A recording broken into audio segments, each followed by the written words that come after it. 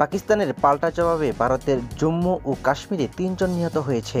পহেলগাম হামলার প্রক্রিয়ায় ভারতের প্রতিশোধমূলক পদক্ষেপ অপারেশন সিন্দুর কয়েক ঘণ্টা পরেই ঘটনাটি ঘটে। বুধবার ৭ মে সকালে সংবাদ সংস্থা এএনআই এ তথ্য নিশ্চিত করে। প্রতিরক্ষা সূত্রে বরাত দিয়ে সংবাদ সংস্থাটি জানিয়েছে, পাকিস্তান সেনাবাহিনীর নির্বিচার গুলিবর্ষণে ৩ বেসামরিক নাগরিক নিহত হয়েছে। এ সময় সেনাবাহিনী দ্রুত প্রক্রিয়া জানায় বলে উল্লেখ করা হয় এতে। ভারতীয় সেনাবাহিনী জানায়, পাকিস্তান সেনাবাহিনীর নিয়ন্ত্রণ রেখা ওএলসি এবং আন্তর্জাতিক সীমান্ত নির্বিচারে গুলিবর্ষণ করেছে। এতে ৩ বেসামরিক নাগরিক নিহত হয়েছেন। বিভিন্ন সূত্র মতে নিয়ন্ত্রণ রেখা বরাবর এখনও বাড়ি কামান হামলা চলছে। অপরদিকে জরুরি অবস্থা জারি করা হয়েছে পাকিস্তানের পাঞ্জাব প্রদেশে। এর আগে পাকিস্তানে ভারতের ক্ষেপণাস্ত্র হামলায় নিহতের সংখ্যা বেড়ে ৮-এ পৌঁছেছে।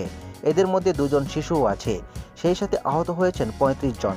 Inter services public reaction ISPR এর director general lieutenant general Ahmed Sharif Chowdhury নিশ্চিত করেছেন এ তথ্য।